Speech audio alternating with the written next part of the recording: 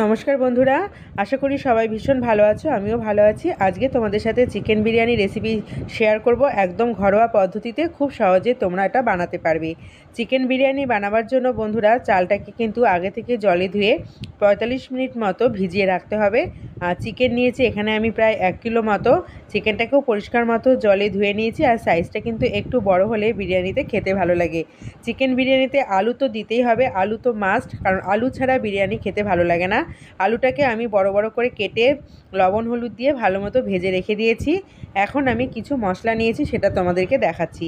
নিয়েছি বেরেস্তা ভাজার জন্য পেঁয়াজ কুচি, আদা রসুন পেঁয়াজ কাঁচা লঙ্কা চেরা আর ধনেপাতা কুচি। এখানে গোলাপ জল, কেওড়া জল আর মিঠা আতর, এই তিনটে কিন্তু মাস্ট।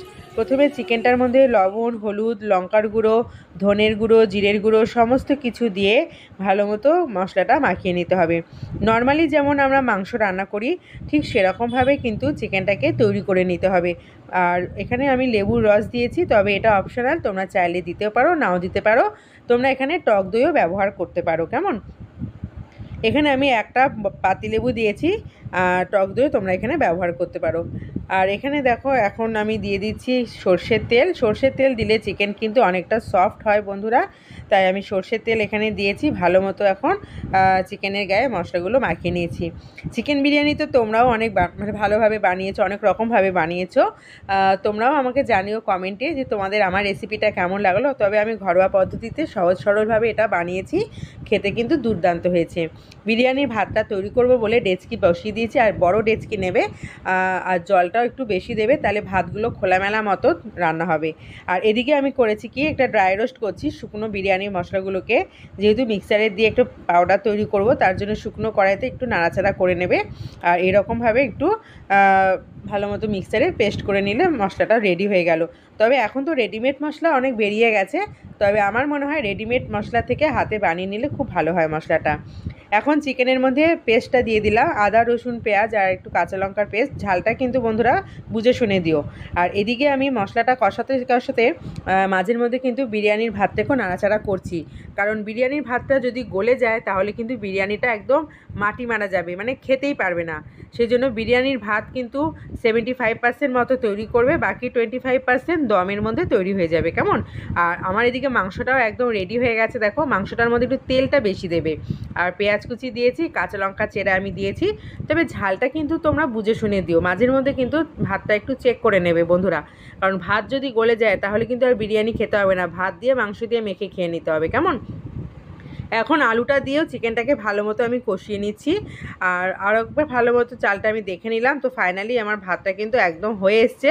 আর এখন আমি মশলার মধ্যে মানে মাংসর মধ্যে দিচ্ছি দেখো কেওড়া জল গোলাপ জল, আর একটু গুঁড়ো করে রাখা ওই বিরিয়ানির মশলাটা, যাতে মাংসর মধ্যেও একটু ওই সেন্ট ব্যাপারটা আসে, কারণ এখন সেন্ট ব্যাপারটা না হলে তো বিরিয়ানি হবে না, তাই না?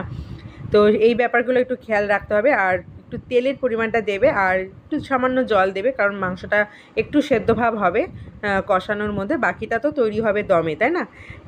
আর এখানে নিয়েছি আমি দুধ। এখানে আমি প্রায় হাফ কাপের থেকে একটু কম দুধ নিয়েছি। তার মধ্যে একটু কেশরি ফুড কালার আমি দিয়েছি, কারণ আমার কাছে কেশরটা ফুরিয়ে গেছিলো।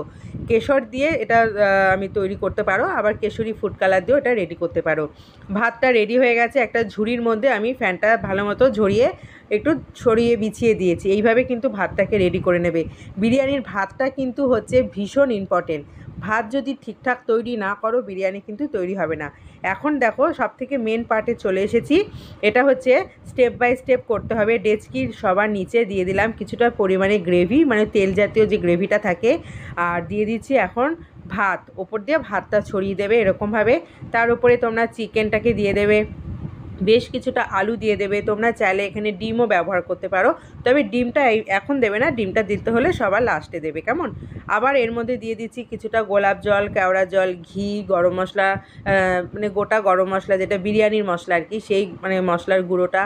আবার এর ওপরে ভাত চাপাবো, ভাতটাকে আবার বিছিয়ে দেবো। নেক্সট এরকমভাবে 3-4টে স্টেপ তৈরি হবে। একবার ভাত মাংস মশলা সমস্ত কিছু হলো, আবার ভাত মাংস মশলা, এরকমভাবে স্টেপ বাই স্টেপ এটা রেডি করে ফেলতে হবে। তারপর সবার শেষে দিতে হবে কি, আর যেটুকু ভাত অবশিষ্ট পড়ে থাকবে ওপর দিয়ে এভাবে দিয়ে দিলাম।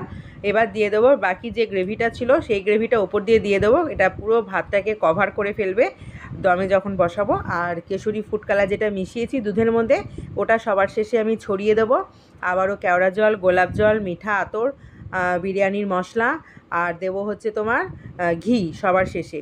ব্যাস, এগুলো হচ্ছে দেওয়া হয়ে গেল। আর সবার শেষে দিয়ে দেবো বেরেস্তা ভাজা। প্রায় এইরকমভাবে রেডি করে আমি 45 মিনিট মতো দমে রেখেছিলাম। দেখো আমার বিরিয়ানি একদম পারফেক্ট রেডি। বিরিয়ানিটা কেমন লাগলো বন্ধুরা কমেন্ট করে জানাবে। আর ভালো লাগলে লাইক, কমেন্ট, শেয়ার করবে। আর অবশ্যই ফলো করতে ভুলবে না। পরবর্তী কী রেসিপি দেখতে চাও অবশ্যই আমাকে কমেন্ট বক্সে জানাবে। টাটা বন্ধুরা।